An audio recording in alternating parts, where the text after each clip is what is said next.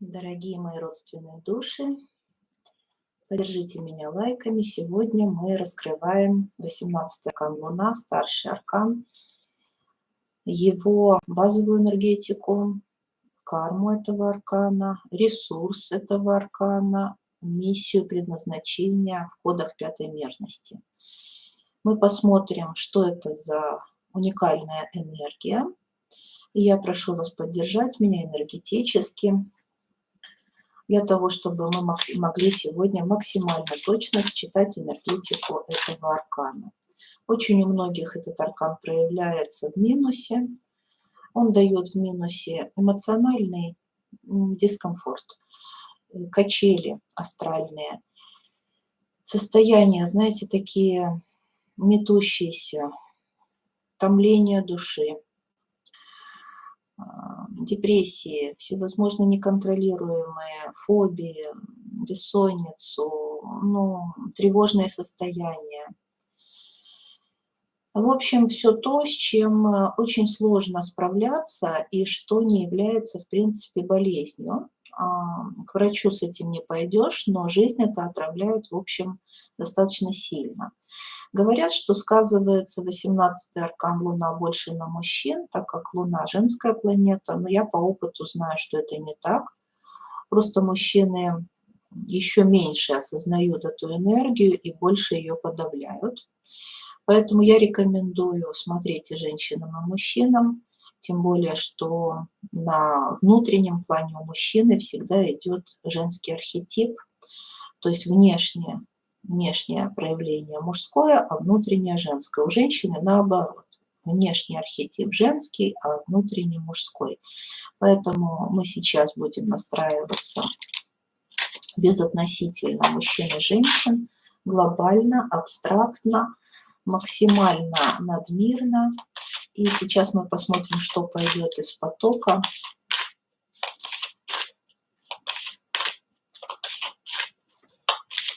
Сейчас есть необходимость заново считывать коды, потому что матрица сдвигается, пятая мерность к нам ближе и ближе становится, и мы способны сейчас трансформировать эту энергетику в плюс, в ресурс, в талант. Как это сделать? Давайте посмотрим, давайте исследуем это. Энергетика 18-го аркана Луна, базовая энергия.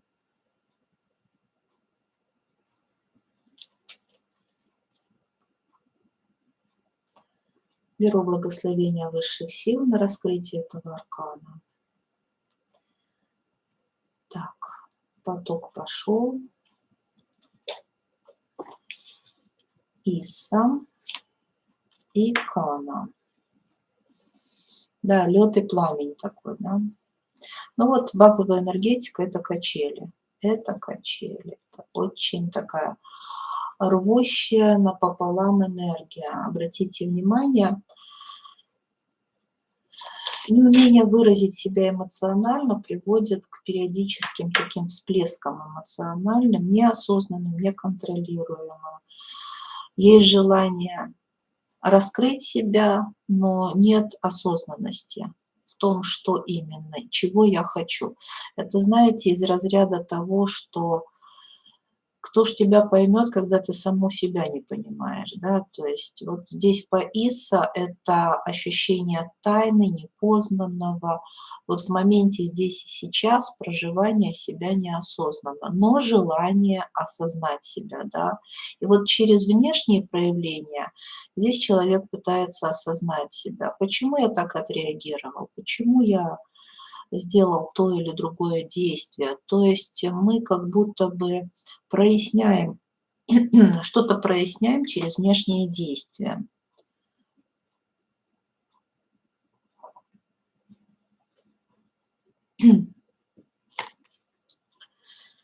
Итак, идем дальше.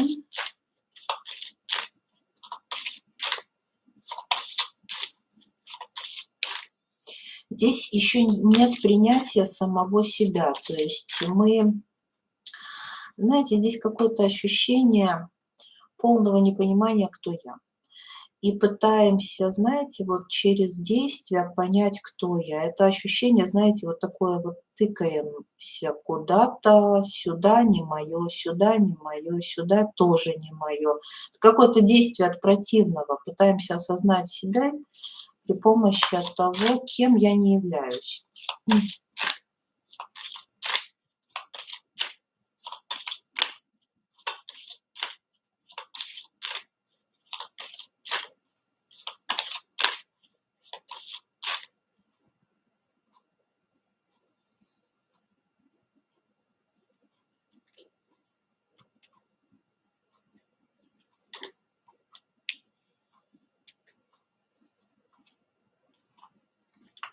Иса и Ера. Очень интересно. Да, как раз-таки вот эта энергетика Иса, полное непонимание себя, да, вот но пытаемся, то есть мы себя постигаем и раскрываем изнутри. Но вот тут вот по Ера здесь очень много кармических сценариев. Вообще мы завязываем очень много кармических сценариев именно через нашу неосознанность, непонимание себя. Нам нужен кто-то, нам нужны какие-то обстоятельства, чтобы осознаться. И вот здесь мы как будто бы входим в какие-то, знаете, отношения для того, чтобы вывести наружу свою суть. И также, естественно, Луна, Ера– это цикл. Это такие цикличные, повторяющиеся состояния.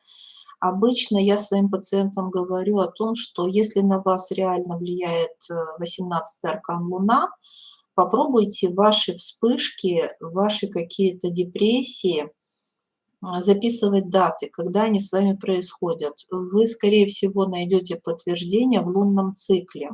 Вы уже будете знать, что в такой-то лунный день вас может накрыть, да, вас может накрыть.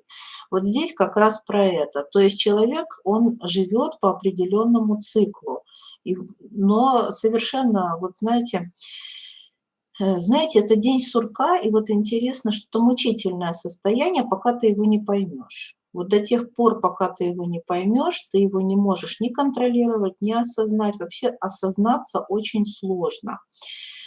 Эмоциональное состояние очень закрытое, а энергетика больше внешняя. Вот я смотрю, что человек больше пытается выглядеть уверенным, он пытается производить впечатление сильного человека, талантливого, креативного. Вообще ему очень важно выделиться чем-то. Вообще потенциал, видимо, по Луне очень большой, но это все как-то в потенциале. Вот печальность вот в этом такая какая-то есть, что очень много в потенциале. Ну, тут вот копать и копать, тут какие-то бесконечные раскопки. Естественно, человека тянет психология, эзотерика, таро, все такое, вот нумерология. Ну и всякие парапсихологические направления. Это понятно. Вообще здесь вот такая встает энергетика богиня ночи. Я так понимаю, что активность большая все-таки будет в вечернее время суток. Вряд ли это люди. Знаете, люди Луны, они все-таки они медлительны. Вот по Иса, если вас накрывает состояние ступора и не хочется вообще двигаться вперед, это оно. Это оно, это вот вы вошли вот в это состояние зацикленности внутренней и никак не можем вот, да, собраться силами как будто бы. Идеи есть, мысли есть, но вот как-то выразиться очень сложно. Даже тут вот бывает так, что собраться в кучку, да, как-то тяжело.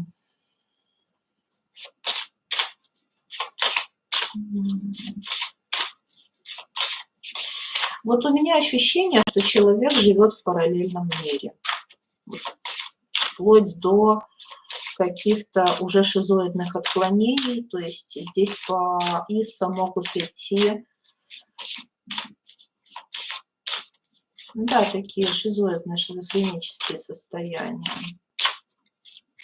Это полный уход в себя.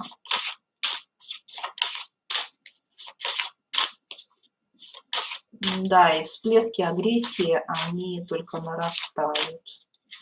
Да, вот эти два состояния. депрессия, агрессия. Ну, бегство. Тут вообще человек включает бегство. У него либо бегство, да, либо агрессия. Какое-то вот такое вот состояние двухфазовое. Так, 18 аркан Луна, базовая энергия. Да.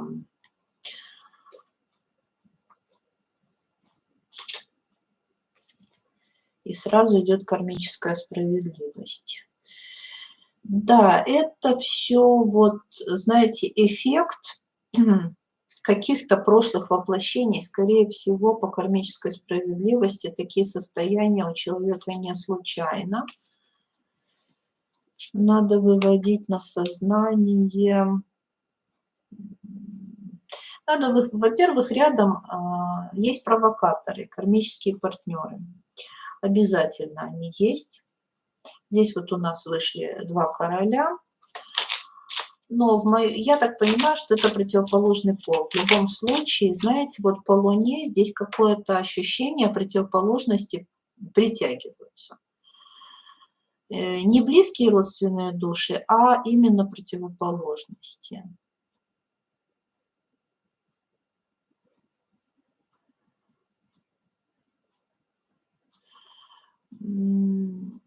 Поиск гармонии идет через просто смену, такая череда контактов, череда лиц. То есть мы бежим от одного к другому, к третьему, не осознавая причин. Но что вот именно нам нужно проработать? То есть по кармической справедливости здесь бежать бесполезно. Такое вот впечатление, что с кем бы ни завязывался сценарий, причина разрушительного какого-то поведения находится в том человеке, у которого проявляется аркан Луна. То есть вот это его вообще давящая очень энергия по Сатурну здесь, знаете, ой, накрывает. Дело в том, что кармическая справедливость – это еще сама по себе такая энергия очень сложная.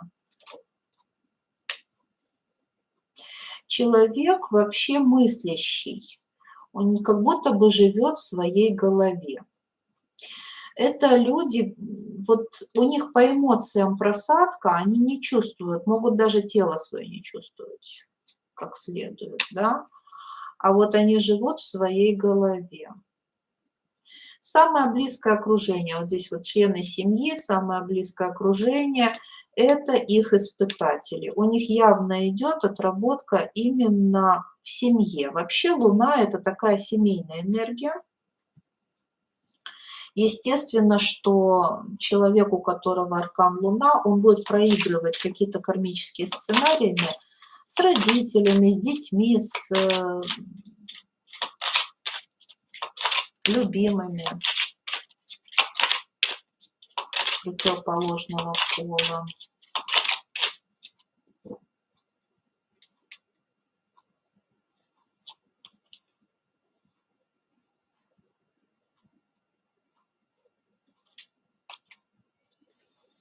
Ну вот, девяточка лень.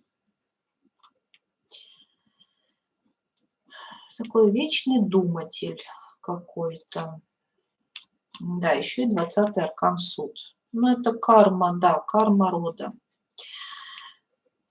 Кармические родовые сценарии. 13-й аркан смерть. Мы – это мир. В общем, концентрация на кармических программах рода и семьи здесь в первую очередь. И трансформация их. Еще здесь очень сильная связь с телом, с физическим планом. Я здесь чувствую очень много психосоматических заболеваний, которые мгновенно, знаете, вот что бы ни происходило с близкими, человек по Луне прямо на физике ощущает. Вот если у вас есть связь с близкими по физическому плану, ну, когда вы предчувствуете что-то, Ну, вы понимаете, когда с кем-то что-то происходит, вы это чувствуете, вы это знаете, вы это понимаете, осознаете. Естественно, что тут водная стихия, она уловитель. Вы улавливаете все, что с кем происходит. Но все это касается в основном тех, кто вам не безразличен. Вот здесь самое главное, что здесь есть какая-то локальность на ближайшем окружении. Я пока не чувствую какой-то глобальности. Здесь концентрация на роде, семье, ближайшем окружении. Какая-то даже вот здесь замкнутость очень, погруженность в эти проблемы. Так, дар исцеления. Ловушка самопожертвования. Дар свобода. И ловушка эгоизм. Опять показывают, насколько многообразен этот аркан с точки зрения состояний. То есть нельзя сказать, что человек берущий либо дающий. У него как бы есть две фазы. Он может как стягивать энергетику на себя, так и дарить, давать ее людям. Это зависит от того, в каком он сейчас состоянии, в каком он цикле. Может очень сильно сливать свою энергию. Тут могут быть целители по 18-му аркану, очень хорошо идет целительство. Вот. Но вопрос тут в чем? Вопрос в том, чтобы научиться трансформировать эмоции, вот как-то стать мастером эмоций, понимаете, вот про это. Здесь недостаточно какой-то вот психической, мне кажется, силы может быть, и недостаточно даже прежде всего осознанности. Но что парадокс, осознанности мало, а мыслей очень много. Вот у меня какое-то ощущение неспокойствия ума. Очень много хаоса в голове, вот я как-то его считываю, а при этом осознанности не хватает. Эмоций много, а чувств реальных, глубоких человек может избегать.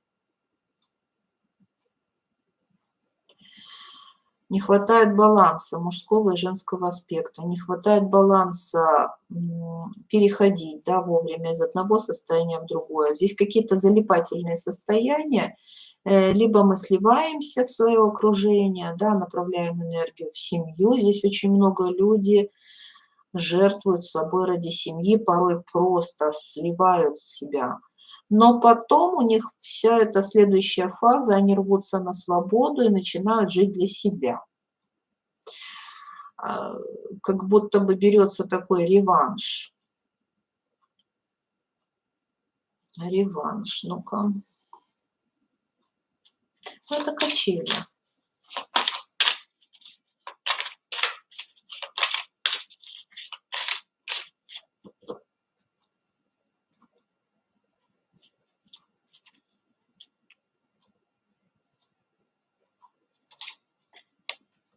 Опять король пентаклей, он у нас уже был. Ответственность, управление, опора. У вас есть на кого опереться или кто-то появится в ближайшем будущем. Ну, этот кто-то, я думаю, что это вот как раз дающая сторона Луны. То есть она может быть очень созидающей. Обычно по Луне люди очень заботливые, они дающие, и они создают блага, уют, энергетически могут быть мощными. Вот самое главное, что в ущерб себе у них порой это получается. Они сливают слишком много. А так вот, ну вот большая ответственность за других. Дающий архетип. Семерка воздуха. Холодность, отстраненность, беспристрастность. Беспристрастно оцените происходящее, включите холодный рассудок и найдите ответ. Ну, не хватает как раз-таки холодности и беспристрастности. Они рвутся на помощь. Вот я чувствую, это такой вот архетип, который пытается как-то... Все это внешнее какое-то, это внешняя забота какая-то. Вот у меня постоянное ощущение какого-то странного чувства. Нет радости. Вы понимаете, в чем все дело? Человек отдает, но он радости не испытывает, он испытывает боль. Он чувствует себя жертвой в этих отношениях. Хотя не давать он не может, не заботиться он не в состоянии. Он так соткан, он так создан, это его структура. Давать, дарить, заботиться. Но вот научиться, видимо, делать это не из состояния жертвы, из целостного состояния и осознанного выбора. Королева огня. Сексуальность, вдохновение, творчество. Используйте свою сексуальную энергию для достижения своих целей. Вдохновляйте и зажигайте. Да, вообще Луна – это очень такая сексуальная действительно энергия. Тут и 13-й аркан смерть, он тоже про секс. И здесь действительно осознать свой второй энергоцентр, вот прямо ощущение какого-то чувственного восприятия мира, ощущение своего тела. Очень много здесь про то, чтобы изучать себя, изучать свои желания, свои какие-то хотения, испытывать внутреннее вдохновение, постоянно быть в состоянии трансформации. Вообще Луна – это такая быстрая энергия. И ее ресурс – это ее как раз быстрота, быстрое переключение с одного состояния на другое. Тут самое главное не залипать, уметь трансформировать быстро свои эмоции. Вообще, они и так по Луне, вот это люди, которые как бы в течение дня у них может смениться очень много состояний и настроений. Как-то надо в текучести, в такой, знаете, быть в текучести этих состояний, из всего извлекать ресурс. Абсолютно там из грустинки, из слезинки, из как, смешинки, да, создавать такой замечательный игривый коктейль. Но не скучная энергия. С таким человеком, конечно, очень интересно рядом находиться. Тройка огня. Активность, соблазнение, завоевание. Иногда стоит отбросить сомнения и действовать, несмотря ни на что. Главное – идти. Да, но сомнения присущи людям Луны, эти сомнения. Это безусловно. И поэтому здесь, видимо, и дается такой нам мотив, что больше ощущайте, чего вы хотите, потому что здесь больше человек концентрируется на других, он как-то забывает себя, вообще не важно, что я чувствую. А здесь по Луне очень важно научиться как-то себя ощущать в этом всем. Потому что есть очень большая граница между внутренним миром и внешним. Еще раз подчеркиваю, внешний человек очень активный, очень дающий, но внутри он может быть замкнутый и порой совершенно нересурсный, и тем не менее в ущерб себе продолжающий делать, да, действовать, делать что-то для своих близких. Как бы по-другому у него даже не получается. Так, давайте смотреть теперь карму. За что появляется 18-й аркан в карме? Это очень интересно. Пока такая вот базовая энергия, очень интересная. Знаете, она такая переливающаяся какая-то, разными гранями. Она не скучная, вот эта энергия. Знаете, это как наблюдать за гладью воды. С одной стороны, она все время одна и та же, а с другой стороны, она все время переливается какими-то оттенками, струится, сверкает, и можно бесконечно на нее смотреть.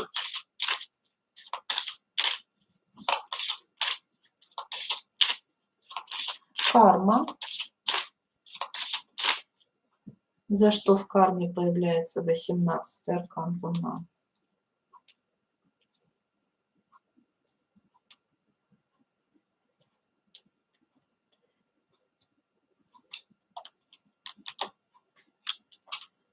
Так, Эвос и Наутис. Да, ну вот слив энергии, смотрите, получается, здесь проигрывается жертва, неосознанно причем. И очень мощные качели эмоциональные. Какой-то развал идет у человека. Он во что-то прямо очень вкладывается, забывая о чем-то другом.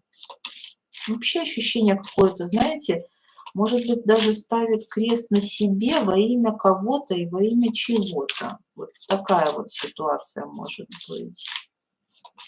Эти вот все, знаете, разговоры, я на тебя всю жизнь положила. Да.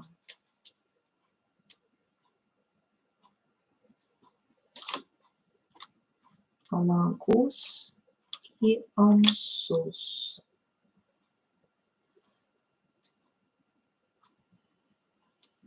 Конфликтная энергия. Истеричные какие-то могут быть такие вот припадки, вообще полное невладение своими эмоциями и вот как бы своей речью. Здесь люди могут в пылу каком-то говорить такие вещи очень неприятные. Вообще Луна, она умеет уж пожелать так пожелать. Вот как-то здесь, даже здесь может быть подумать, не обязательно сказать.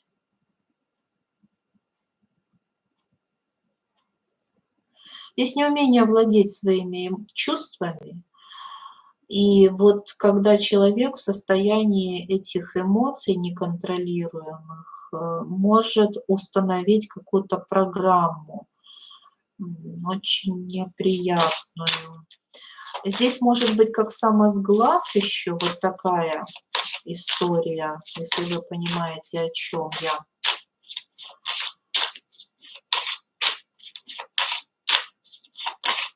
А ну-ка сейчас поподробнее раскроем.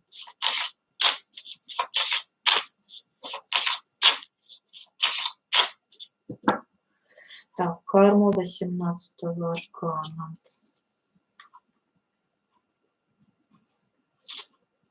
Да, видите, рыцарь чаш. Маг, да уж, тут, конечно. Ой, тяжело, друзья. Тут в эмоциональном таком состоянии человек от сердца может действительно что-то сказать, пожелать. Ну да, это можно назвать проклятием.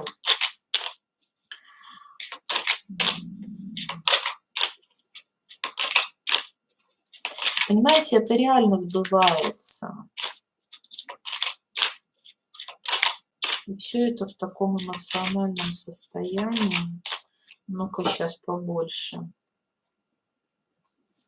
Карма 18-го аркана. Конечно, тут и магия. Естественно, что вот лунные люди, они какие-то прирожденные, природные маги. Им не надо учиться. Они могут, в принципе, использовать магию, слово, вот нашептывать на воду, что-то выливать там на порог с какими-то мыслями. Ну, есть же такие всякие ритуалы. Я не особо с ними знакома, но так, краем уха слышала. Поэтому здесь что-то заговоры на воду, какая-то магия на воду, да. Такие вот моменты, как привороты, опаивание, это все, конечно, тоже да. Ну вот девятка чаш. Да, использование своих, вот смотрите, какая манифестация, в своих интересах. Вообще здесь есть большой, вот недаром тут ловушка эгоизм. Тут человек чувствует за собой силу, энергию и использует ее в своих, конечно, целях. Ну вот, цели тут понятные. Цели тут получить блага. Получить блага, получить ресурсы, вот, может быть, действительно привязать к себе кого-то. Ну, вы видите сами, что здесь либо получать материальную выгоду, либо привязывать людей. В общем, тут воздействие на людей при помощи магии. Магия здесь воды, магия слова идет. И очень мощная энергия, ресурс здесь, понимаете, в эмоциях. Вот мы когда работали по активации первого аркана маг, да, в лесу в Венском, нас учили переводить эмоции в ресурс. Люди по 18-му аркану ресурсные. У них, знаете, вот за счет вот этих качель, маятника эмоционального, они иногда в отливе полностью нересурсны, да, а иногда они в таком бешеном подъеме, что не может не получиться так, как они хотят. Ну не может просто по-другому быть. И вот в этот момент, когда их несет, они просто горы могут свернуть. Но действие, конечно, здесь идет в своих интересах, это понятно.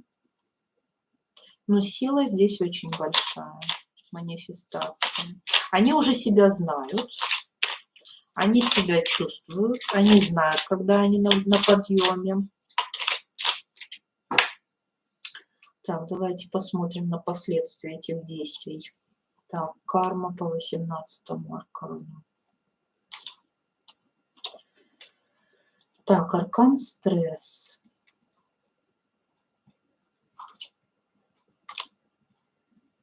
Четырнадцатый аркан. Умеренность. Здесь он идет как интеграция. Тут туз час, плыть по течению.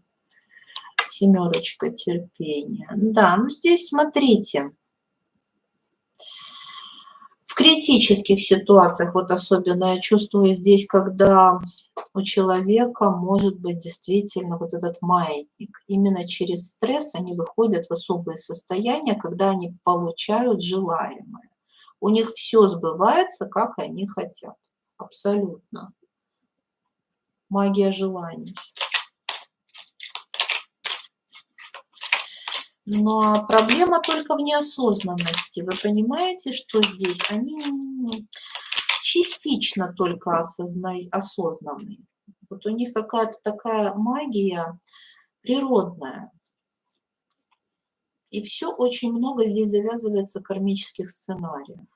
То есть они притягивают к себе вот дар медовый месяц. Да? То есть явно ощущение такого вот получения. Ловушка Эдипов комплекс. Борьба за власть.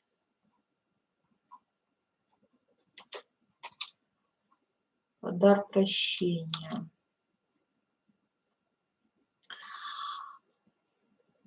Все, что они привлекают в свою жизнь, углубляет их, все больше уводит их в кармические сценарии. Они потом уже как бы сами не рады, что они к себе это притянули. Сами же притянули, сами же потом не знают, как с этим быть. Вот знаете, это про то, вот все те же грабли, да, все те же грабли. И сколько я могу на них наступать. То есть сначала мы привороты делаем, сначала мы хотим чего-то, притягиваем что-то, а потом мы уже не знаем, как из этого выпутаться фактически.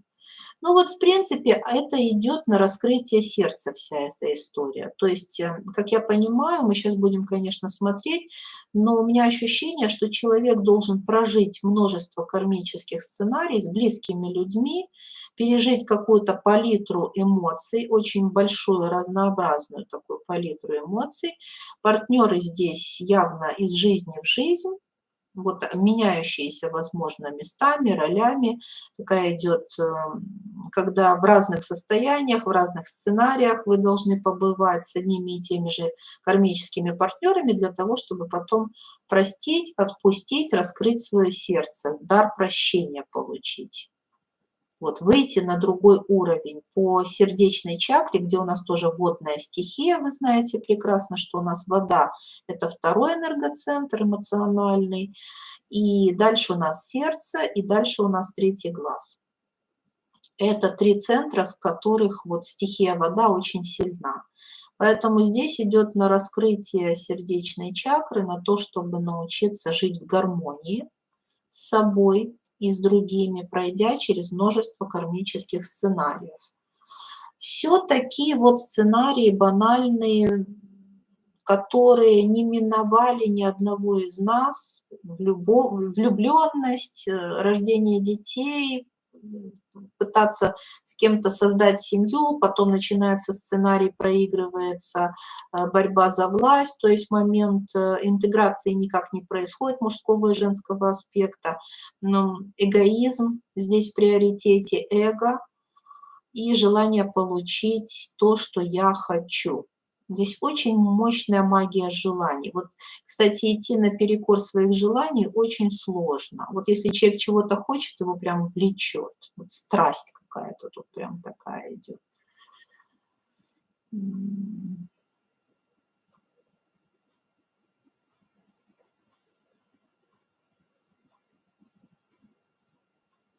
Магия желаний.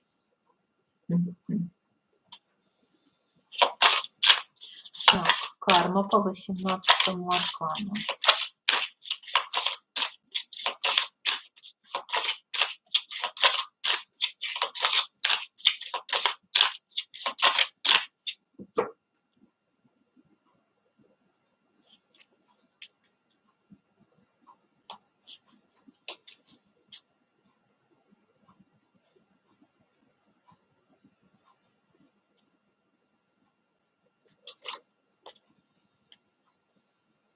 Валет воздуха, восхищение, преклонение, знаки внимания. Принимайте восхищение и поклонение, вы их достойны.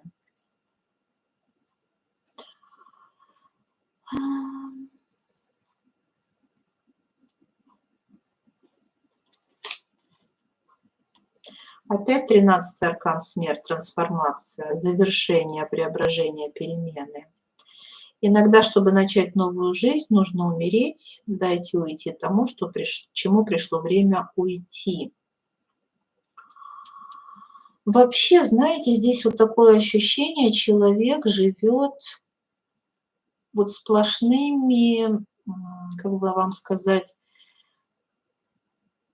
очень большую часть его жизни занимает анализ его эмоций. То есть вот он должен погрузиться в пучину каких-то сценариев, проанализировать и трансформировать.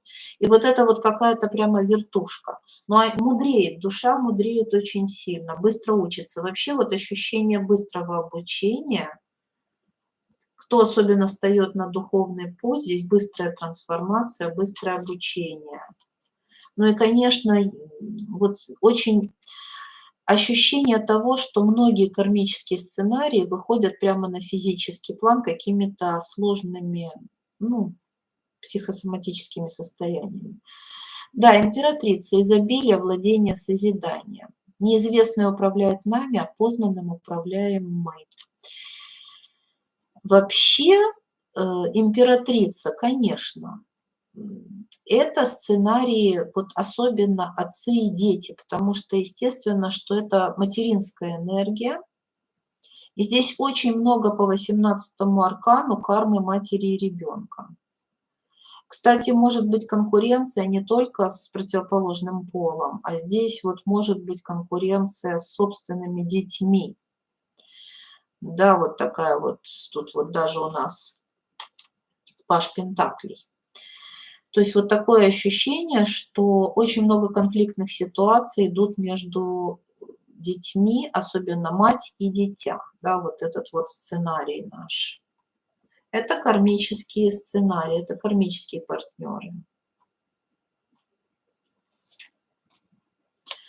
Четверка воздуха. Проницательность, открытие, ясность. Остановитесь и постарайтесь понять тайное значение происходящего.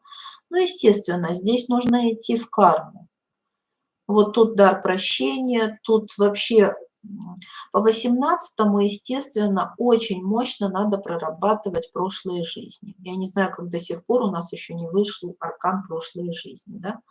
Тут действительно надо идти в прошлое, разбираться в причинах, в следствиях, копаться, выводить на сознание очень-очень-очень много. движут желание этим человеком, движет какой-то, знаете, нервозность какая-то, неосознанная какая-то импульсивность, качели эмоциональные. Какая-то мясорубка прям какая-то, вот такое ощущение эмоциональной мясорубки, постоянного перерождения и трансформации. Кстати, вот эти люди, они могут очень сильно измениться в течение своей жизни, как будто проживая вот разные отношения у них к одной и той же ситуации. И взаимоотношения с собственными детьми, родителями, ну, ближайшим окружением у них очень быстро может трансформироваться. Ну, во всяком случае, шанс такой есть на трансформацию. Еще вот здесь ощущение, что есть желание не повторять путь своих родителей. Как будто бы они отталкиваются. Вот у них почему идет раздрай какой-то? Они не хотят повторять того, что двигало их родителями. Они не хотят повторять также карму предыдущих воплощений.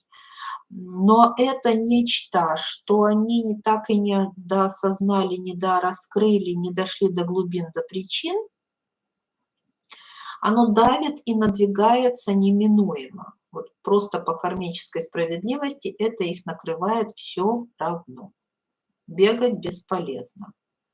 Они учатся прощать, они учатся отпускать, они развивают свою сердечную чакру, проживая очень много таких, знаете, резонансных, сложных ситуаций. Могут, тут вот у меня ощущения, могут просто пластом периодически лежать. У них вот какое-то, либо они очень вот в гневе, да, они находятся в гневливом могут быть состоянии, либо вот просто пластом лежат, ничего не хотят. Вот это ощущение ступора. Потом опять какое-то возрождение. В общем, карма, это надо, в принципе, они идут в прошлое и проживают прошлые состояния. Вот это их карма. Карма – это проживание. Проживание и осознание. Но вот здесь какие-то кармические повторяющиеся сценарии, просто они уже, знаете, есть, и особенно между мамами и детьми. Их надо осознавать, раскрывать, перепроживать и отпускать. Ресурс. Давайте посмотрим ресурс, какой у 18-го аркана.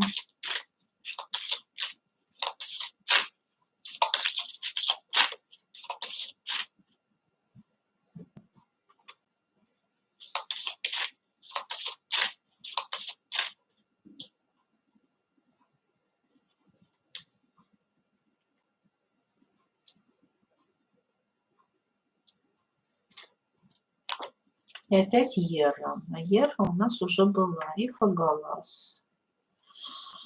Ну, тоже здесь ресурс очень большой. Это энергия, которая преодолевает. Во-первых, есть ресурс выйти из кармических сценариев. Есть ресурс их преодолеть, осознать и отпустить. Переродиться заново, выйти во что-то новое, повысить свою точку сборки. Да, то есть они, когда проходят это все, конечно, они овладевают магией стихий, то есть манифестационные вот эти моменты у них очень хороши. Не могут, знаете, как вот трансформировать реальность, трансформировать пространство. Ресурс у них есть, они могут менять сценарии. У них есть на это ресурс. Да. Адал и Солнце. Для своего окружения они становятся очень яркими, мощными, мудрыми предводителями, я бы даже сказала. То есть ресурс здесь, ресурс учителя, здесь созидающий ресурс, здесь целителя ресурс, конечно. Умение работать с материей, с людьми. Ну, вообще здесь настолько разносторонние разные способности. Давайте их глубже раскроем. Грех жаловаться тем, кто имеет 18-й аркан. У них сложные кармические сценарии, тяжелая судьба, как я вижу. Особенно вот с близкими людьми постоянно идут отработки, все неспокойно. Семья – это не уютное гнездышко, где вы отдыхаете, а просто такой, знаете, сгусток кармы просто у вас в доме находится непосредственно прямо. Отдохнуть он вам не дает, да, но зато, когда все кармические узлы развязаны, вы становитесь прямо хозяевами своей жизни. Все происходит наилучшим образом, есть возможность создать семью, да, достаток создать, проявиться очень креативно, мощно.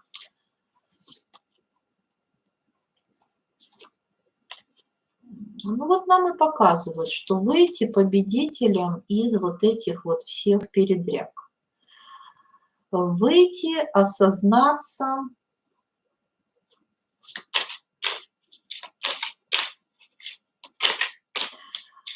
реализоваться. Ресурс здесь есть. Кстати, вот у этих людей очень мощная харизма. У них есть энергия для действий, вот что интересно.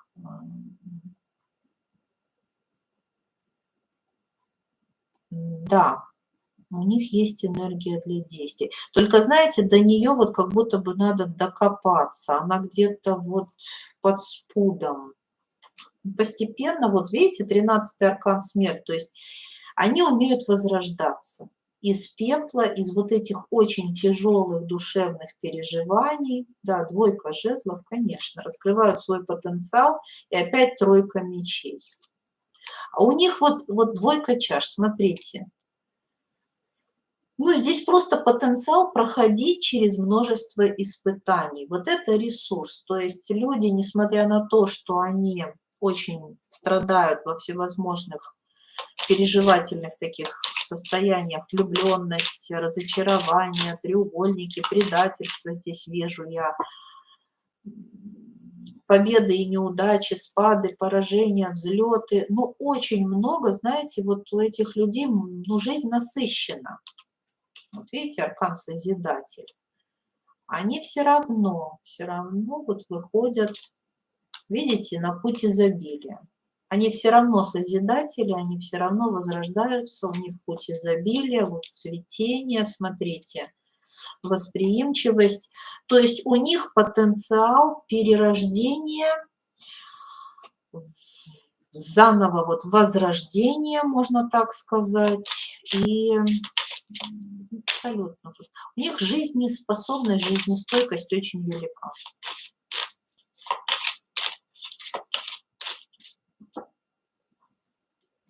Им надо как-то научиться жить в этих двух фазах. Я так понимаю, что они должны познать, ощутить в себе вот эту двухфазность, такую двухтактность, и постоянно просто научиться в этом быть. Кстати, им вот эти две фазы, они и даны вот для того, чтобы они как раз творили вот это изобилие. Да? Вот изобилие состоит из вот этих вот закручивающихся энергий, да, мужского и женского, пассивного и активного, да, созидания, разрушения. Вот им, вот это вот их, в общем-то, умение объединять, сочетать несочетаемое. Но это все идет через конфликт, такой внутренний конфликт ума и сердца. Но они очень через дуальность, они очень мощно проходят. Вот где дуальность, так это здесь. Вот королева воздуха. То есть здесь все-таки должен побеждать разум. Величие, могущество, достоинство. Почувствуйте свое превосходство и властвуйте над миром. Умейте ценить себя. Потенциал королевы мечей. То есть становится человек волевым, умеющим брать на себя ответственность, принимать решения, холодный рассудок появляется постепенно, умение властвовать над эмоциями.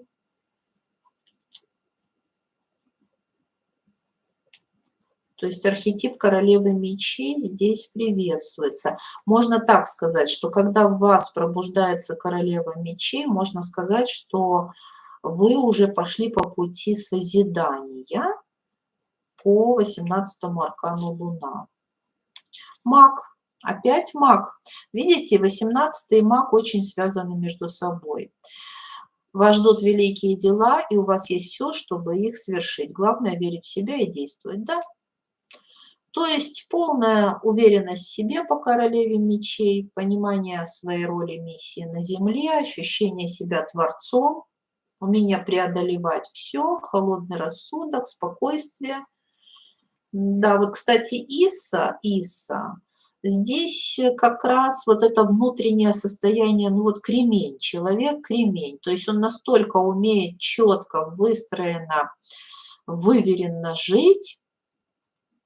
Здесь никакого вот ощущения, здесь внутренняя четкая стратегия должна быть. И маг, понимаете? То есть постановка целей и задач. То есть вот в начале у нас 2 раза вышла Иса, и здесь вот яркий архетип королевы мечей. То есть здесь он должен быть в плюсе. Не в конфликте, да, проявляться, а как раз в постановке целей и задач, умение управлять своими эмоциями. Сила, страсть, азарт, одержимость. Обуздайте свои страсти и превратите силу разрушения в силу созидания. Но это только то, что я сейчас сказала. Здесь именно над этим надо работать. Потенциал, сила у этих людей есть. Причем, что интересно, огненный потенциал. Здесь достаточно много огня. У нас и солнце было, и Кана. Паш воздуха. Недоступность, закрытость, тайна. Храните свои мысли при себе, чтобы они не обернулись против вас. Ну, напустить тайну, да. Вот знаете, по 18-му аркану Луна, да и по королеве мечей, здесь, знаете, нужно научиться, как вам сказать сейчас, вот это состояние не должно быть, когда нас разрывает какая-то информация на части. Знаете, вот мы что-то, нас прямо, мы хотим слить ее, мы хотим кому-то рассказать, разболтать, поделиться сокровенным. Вот, кстати, я так понимаю, в минусе по Луне это есть. Слив информации. Кстати, по магу тоже, мы когда его раскрывали, там тоже минус мага – это слив информации. И вот здесь тоже ощущение утечки информационной. И здесь не должно быть. То есть здесь умение держать энергетику, знаете, иметь такой мощный психический потенциал, чтобы уметь держать свои мысли при себе, тайны какие-то, секреты, не сливать энергию. Не потому что это там что-то плохое, вы не хотите, чтобы о вас плохо думали или страх какой-то испытываете. Нет, просто вы чувствуете, что вы понимаете, как это переходит, да, вот в другое качество энергия переходит, когда вы уже о чем-то рассказали. То есть часть энергетики сливается. Вот здесь вот ресурс в том, чтобы удерживать, аккумулировать энергию в себе. Вот у меня очень мощное сейчас ощущение. Знаете, человек прямо сгусток энергии. Сгусток. Вот у него магия, конечно, прекрасно получается. Представляете, маг и сила. Если соединить это все вместе, добавить к этому воздушную стихию целеполагания, да, но здесь такая мощная ось силы выстраивается, потрясающе. Самое время переходить на высокий уровень, на 5-ю мерность и смотреть миссию, коды 5-й мерности по 18-му аркану Луна. Мы настраиваемся на коды 5-й мерности, поднимите точку сборки повыше, выходим в 7-й энергоцентр и выше, и считываем коды 5-й мерности. Это новые коды, это наша миссия, предназначение, дары, таланты, это наше служение, это наши учителя. Так, смотрим. Миссия по 18-му аркану Луна.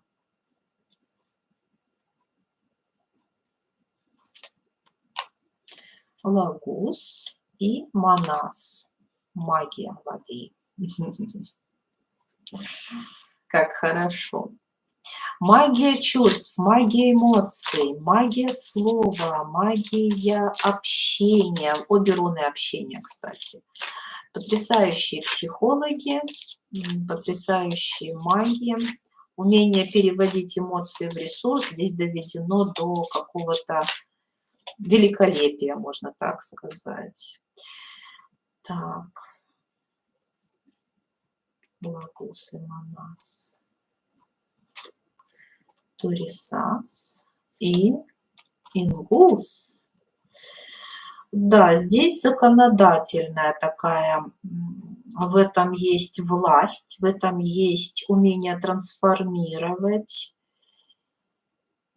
И что-то, знаете, здесь вот все переходит в какую-то, здесь очень большая связь с 13-м арканом и с первым.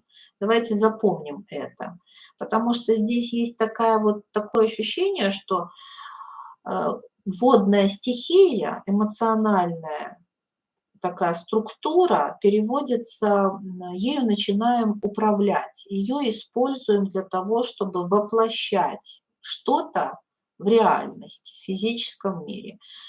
Самое главное — уметь трансформировать все эмоции в ресурс и умение направлять мысленно, ментально эту энергию в нужное русло. Здесь невозможного нет. Магия здесь шикарная. Понимаете, здесь магия природная, она естественная, она какая-то вот от земли, от корней, от рода, я бы сказала. Очень прекрасная связь Патуриса с родом, с родовыми структурами, с землей. Смотрите, здесь и Ингус, и Турисас. Ну, класс, просто класс. Вот в кодах пятой мерности это сознания, которые творят материю своими эмоциями, своими чувствами. У меня какое-то ощущение, знаете, люди, я бы сказала, что они украшают этот мир. Ну-ка, сейчас раскроем. Здесь очень много какого-то творчества, да.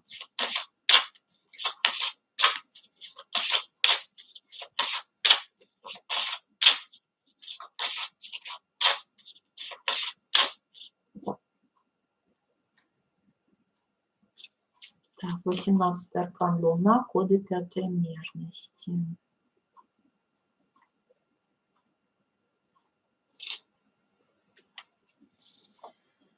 Шестерка пентаклей. Да, императрица, я же ее почувствовала. Просто я ее считала. Я ее прямо... Вот это оно. Да, умение создавать ресурсы. Здесь императрица в плюсе. Мы раскрыли императрицу, она у нас шикарно раскрыта. Посмотрите императрицу. И здесь магия женская, такая магия творения, рождения, созидания, рождения, магия рождения, материи, примножения какого-то.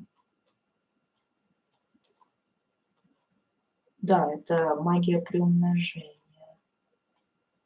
И какого-то, знаете, баланса. Вот здесь очень важен баланс. Ну-ка. Да-да-да. Еще и нулевой аркан. Это вот, знаете, про магию того, что рождается и умирает. То, что рождается, набирается силой и истощается, и уходит в небытие. Это какое-то состояние вот этого колеса перерождения материи. Причем как-то оно связано с эмоцией. Очень интересная идет информация о том, что и в нашем мире мы запускаем процессы смерти при помощи своих эмоций. Почему здесь 13-й аркан смерть все время выходит? Потому что в пятой мерности мы знаем, что люди управляют своей смертью, а они к ней относятся осознанно. Да? Видите, тут нулевой аркан перерождения. Вот 18-й аркан в кодах пятой мерности, Он создает вот эту манифестацию, что мне пора. Вот я хочу переродиться. Я хочу завершить этот цикл и начать новый. Это твой посыл. На 18-м аркане ты можешь переродиться из этого посыла. У тебя есть способность трансформации. Во-первых, можно переродиться эмоционально, да, как бы внутренне, но и также можно переродиться физически. Можно переродиться через смерть, а можно переродиться, ну, как бы обновить свои клетки, омолодиться, сбросить какой-то балласт, такое ощущение.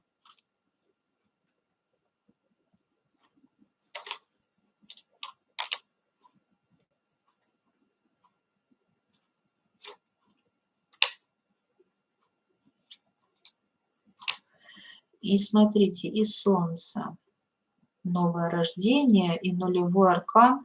То есть, смотрите, энергетика. Ну вот, чтобы вам, как сказать, в кодах пятой мерности, во-первых, тоже присутствует рождение. И вот она как-то ощущение цикличности. Вот душа должна пройти какой-то цикл. Родиться, умереть. Вот за это, в общем-то, и отвечает 18-й аркан. За воплощение, развоплощение. И как-то здесь очень связано с усталостью души. То есть если душа устала, она может уйти. Также, накопив деструктив, она может, не уходя, его трансформировать. Вот, не заканчивая свой физический цикл. Просто внутренне трансформировать.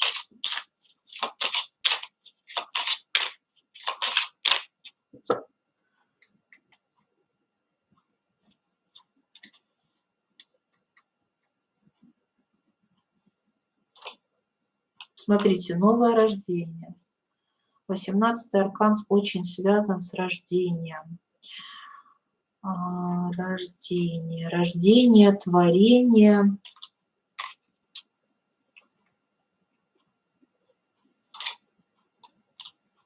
Мораль, осознанность, сравнение.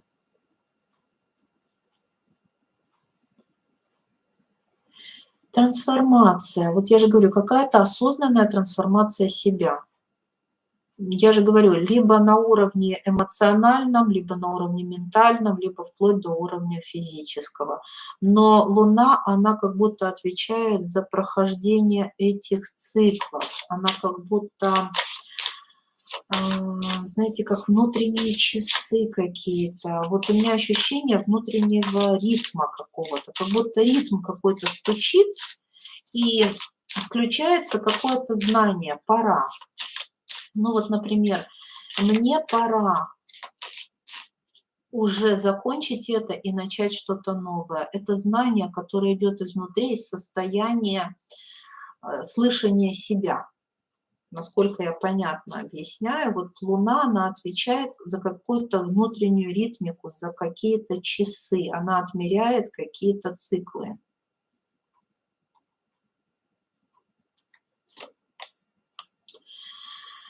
Девятка Земли.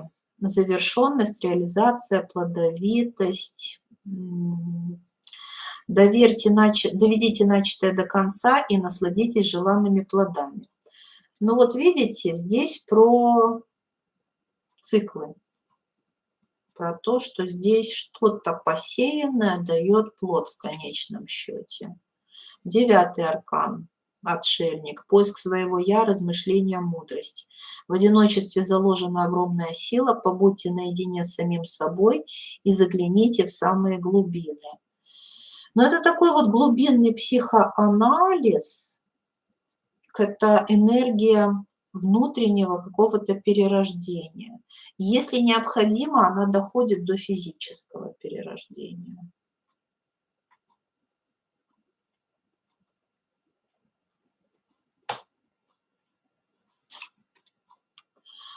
Туз воздуха, интеллект. Видите, здесь очень много про размышления, про интеллект. Интеллект, развитие, власть. Ваше влияние зависит от способности быстро учиться, меняться и развиваться. Будьте на шаг впереди всех. То есть обратите внимание, она превращается в мощную силу осознанности. То есть по Луне мы живем осознанно. В кодах пятой мерности это энергия осознанности. Это когда твой шаг здесь и сейчас становится осознанным. Не как вот в третьей мерности, вот эти хаотические состояния, непонятно, что происходит. Здесь осознанное проживание каждого момента. И умение трансформировать каждый момент, как бы вывод в осознанность и в следующую ступень. На что это может быть похоже? Тут, знаете, рождается плод. Плод может быть в том числе и интеллектуальный. У меня ощущение здесь большого творческого потенциала. Тройка Земли. Сотрудничество, семья и верность. Традиции и обязательства сохраняют то, что важно. Не разрушайте. Вот опять-таки, смотрите, очень большая связь с родовыми структурами, с семьей. То есть 18-й аркан Луна в кодах пятой мерности все равно не отрешается от семейных уз. Творчество идет на уровне все равно ближайшего окружения. То есть взаимодействие с ближайшим окружением становится просто более осознанным, структурным. Идет какое-то развитие, преобразование. Возможно, здесь идет поиск новых моделей вот взаимодействия, взаимоотношений, поскольку там кризисным являлось именно построение взаимоотношений внутри семьи, то здесь вот ощущение перерождения. Именно аркан Луна дает нам какой-то ментальный плод, когда мы можем его применить практически и, скажем, в нашей реальной жизни сделать взаимодействие с нашим окружением уже не кармическим, да, а осознанным. Итак, в кодах пятой мерности аркан Луна дает нам возможность управлять эмоциями, слышать себя, слышать других, выстраивать взаимодействие с нашим окружением более осознанно. И какой-то постоянный вот плод. У меня ощущение того, что переводить и трансформировать постоянно на новый уровень. Здесь вот очень важно, что нет залипания в карме, потому что кармические сценарии – это цикличные, да, сценарии, повторяющиеся, причем с целью, чтобы мы не повторили ошибку, но, как правило, мы ее заново повторяем и опять идем на перевоплощение. А здесь умение мгновенно делать выводы, трансформировать и эволюционировать в новое качество. В этом смысле мы выходим из состояния кармы во взаимоотношениях и постоянно находимся в союзах по 19-му аркану Солнца, в таких духовных браках. Это какая-то, знаете, вот духовная родня, духовная семья, очень прогрессивная энергия, кстати, отсылающая нас к 19-му аркану Солнца, который, скорее всего, в ближайшем будущем надо будет вскрыть, потому что как-то очень сильно перекликается энергия Луны с энергетикой Солнца в пятой мерности, она отсылает нас к осознанности. Солнце отвечает за осознанность, да, и вот здесь какое-то ощущение, что мы переходим на уровень осознанного построения взаимоотношений, поскольку взаимоотношения, они все равно важны, в кодах пятой мерности они тоже существуют, семьи существуют, это все тоже есть, просто это становится более осознанным и творческим. Союзы становятся какие-то такие, знаете, мощные, сильные, с сильным потенциалом творчества, я бы сказала. И вот этот аркан Луна – это сила перерождения, то есть как будто бы, знаете, внутри этого союза включается некая, встроенная есть некая программа бесконечной трансформации, перехода на новый уровень. Вот так я бы сказала.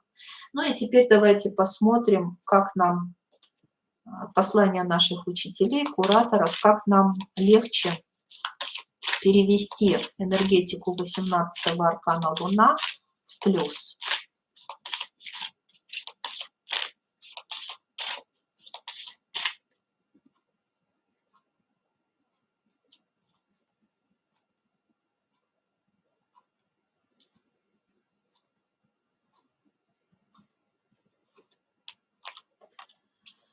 Так, Феху и Тейвас. Ну вот смотрите, здесь не стоит избегать темы семьи. Надо ею разбираться, надо заниматься темой семьи и рода. Нужно углубляться в тему конфликтов, раскрытие своего потенциала с точки зрения осознанного понимания, зачем я родился именно в этой семье, именно здесь и сейчас. Вот видите, перт, магия какая тут, и геба. Да, здесь надо выводить на сознание партнерские узы и род. Это вот партнерство и род дадут возможность созидать, ну, в принципе, очень многое. Силой своей мысли появляется, знаете, такой осознанный вектор развития после того, как мы копаем в род, в семью, в прошлые жизни. Здесь самое, вот ретро. Это, знаете, главный вопрос, почему? То есть надо дать ответ на вопрос, почему? Почему я здесь? Почему я такой, я такая? Зачем это все? Здесь вот про это. Да, миссия, видите, осознать свою миссию, предназначение. Да, по королеве мечей. Здесь все идет через, да, и Верховная Жрица.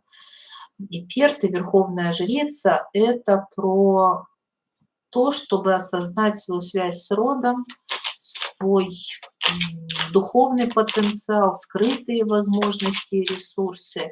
Здесь надо выходить на связь с учителями обязательно, с покровителями по роду, с вашей внутренней богиней.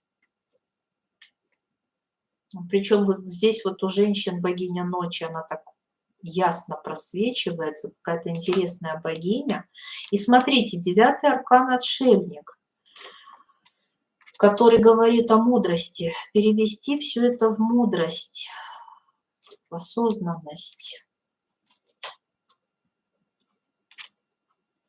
9-ка мечей, 2-ка пентаклей, работа, очень колоссальная ментальная работа по выводу на сознание своих вот этих вот бинарных, дуальных состояний и закрытие гештальтов. Вот здесь очень сквозит, знаете, вы не перейдете на новый уровень, если вы не закроете гештальты с кармическими партнерами. Вот эти наши 9-е врата, которые мы на Байкале проводили, это очень мощная была практика. Кому нужна эта практика, пишите мне, связывайтесь со мной, и я дам вам эту практику, где мы работали на озере Байкал, и там была проведена медитация сепарации. Сепарации с нашими кармическими партнерами. Вот, видите, тут даже 15-й аркан дьявол. То есть нужно закрыть все пробои, все энергетические утечки, все какие-то зависимости, созависимости, сценарии непонятные, все вывести на сознание. У кого-то есть в прошлых жизнях был опыт магии. Может быть, контракты с темными заключены. То же самое, обязательно разрываем контракты с темными силами, выходим из черномагических эгрегоров, потому что по Луне, скорее всего, был опыт в предыдущих воплощениях. Здесь привязки с сексуальными партнерами, с которыми уже вы расстались, но до сих пор связаны с ними. Вот.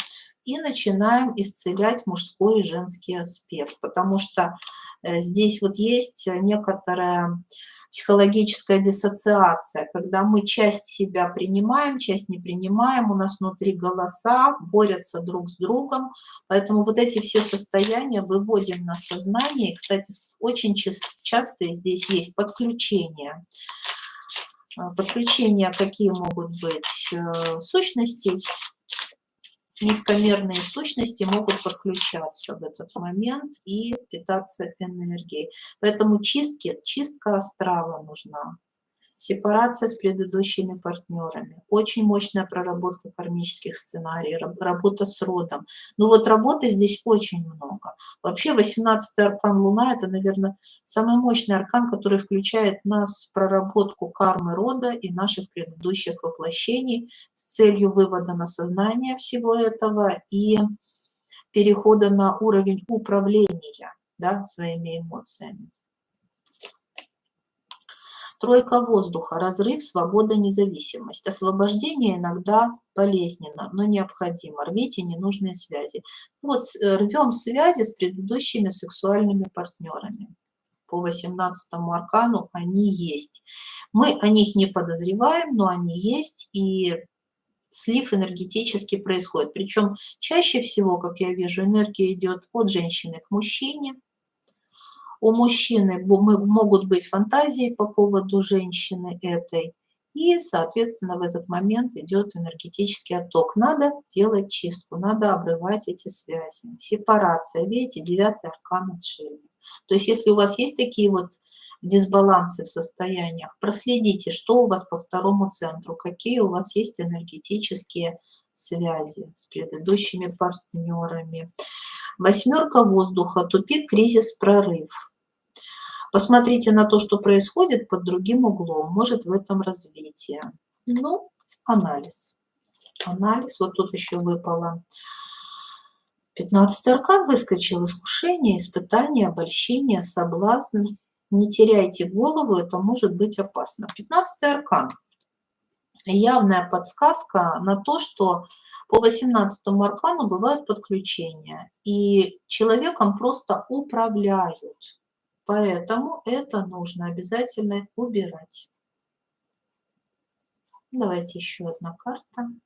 Совет высших сил для нас. Двойка огня. Потенциал, возможности озарения. Перестаньте сомневаться в собственных силах, раскрывайте свой потенциал. Потенциал по 18-му аркану я сегодня вам раскрыла. Он очень мощный, это потенциал феникса, потенциал преображения, умение выходить из этих кризисных ситуаций победителем. И я вам желаю этого, я вам желаю всех земных благ и неземных тоже. Поддержите меня лайками, подписками на мой канал. Я буду и дальше работать в этом направлении. И у меня большие планы по раскрытию арканов, и поэтому следите за моими видео. С вами была Иная. И мы всегда получаем то, о чем мечтаем. До скорых встреч, мои дорогие друзья. Пока-пока.